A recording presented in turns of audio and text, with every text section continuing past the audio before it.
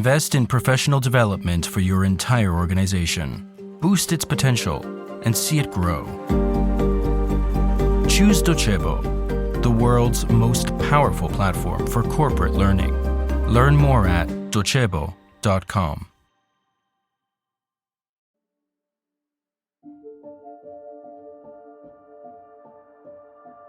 A finger waits to press a button.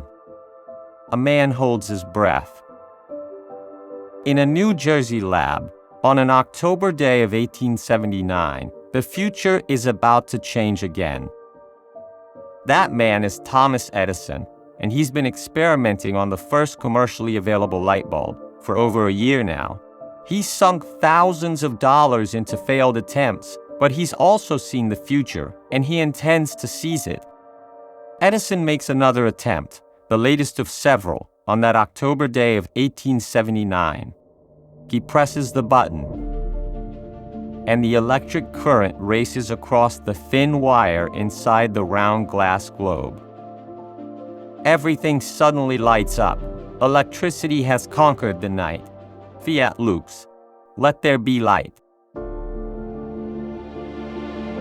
On that October day, 1879, light bulbs and switches are still only lab tools.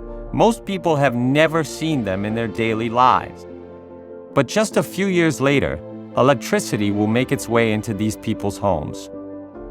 A switch and a glass bulb will soon take the place of candles and oil lamps.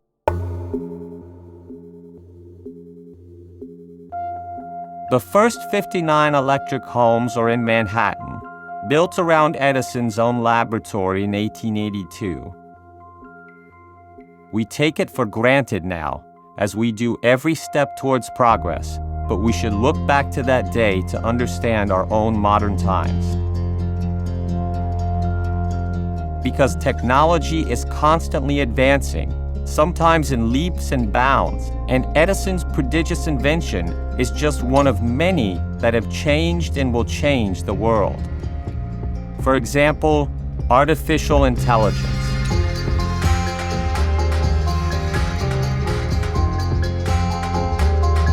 I am Guido Brera, and you're listening to Black Box, The Hidden Side of Finance, a podcast by Coda Media, sponsored by Docebo.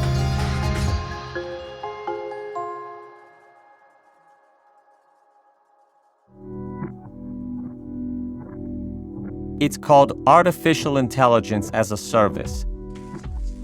It uses cloud servers to outsource AI tools, and it's bringing the relationship between man and machine to a new level, towards the future.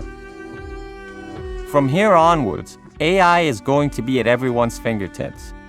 Practical and easy to use, just like every other invention in our lives.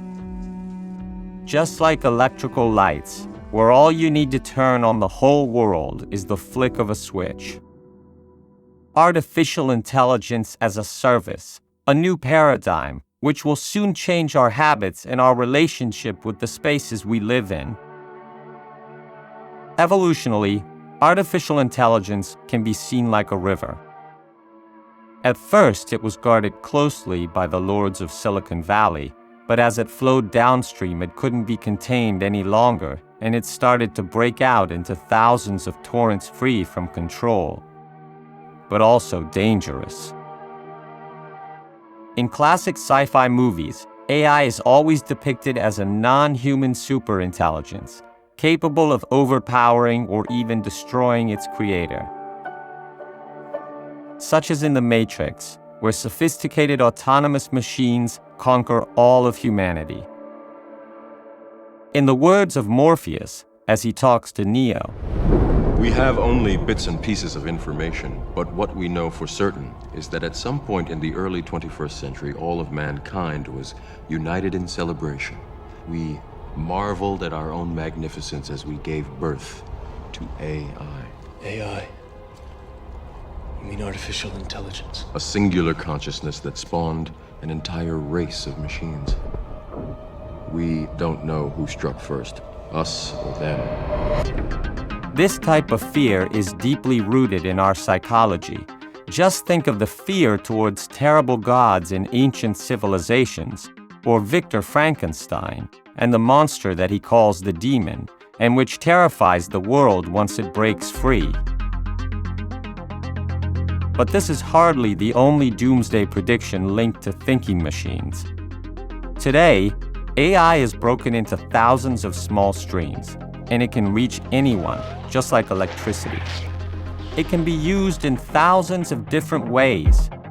Every invention has its upsides and its potential catastrophes. It all depends on the way it's used. In the Bible it says, "Light has come into the world, but people love darkness instead of light."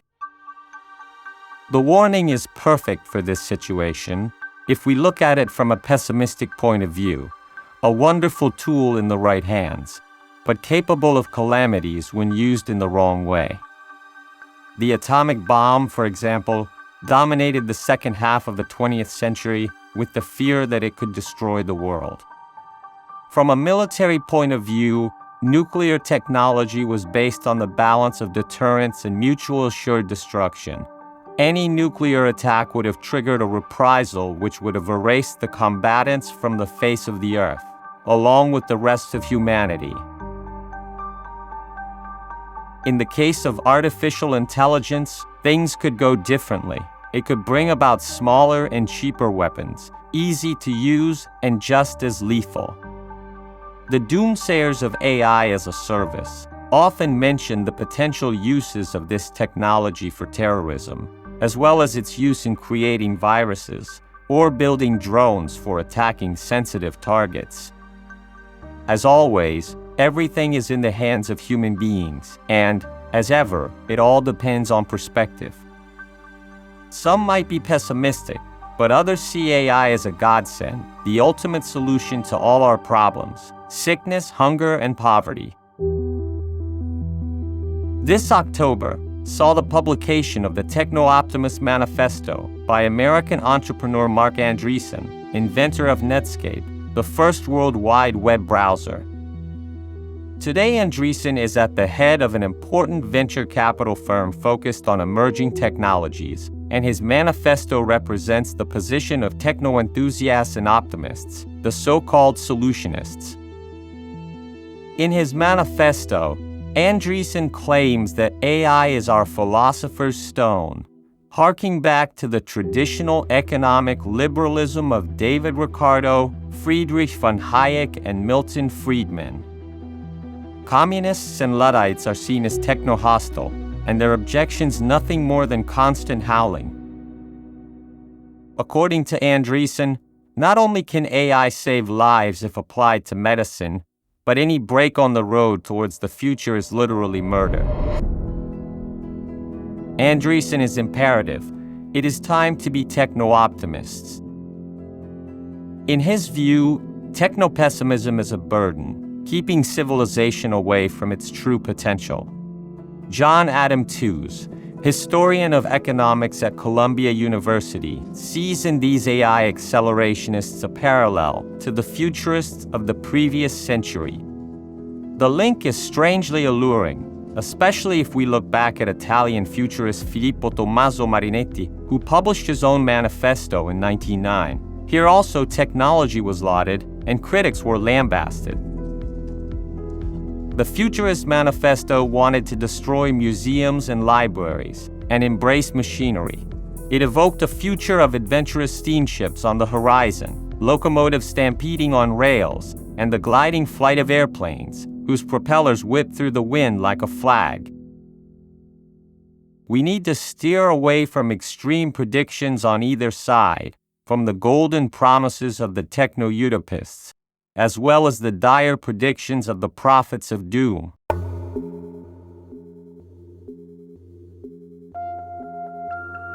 Utopia and dystopia are two faces of the same coin. Certainly, we'll need to find a balance between two terms that, at the moment, seem to cancel each other out. Between relentless acceleration on one side and fruitless containment on the other, which is impossible anyway. Now that AI has broken down into so many tiny streams, This is the balance that will determine the fate of the thinking machines. A new light bulb against the darkness of our planet, or a new nuclear power ultimately capable of destroying.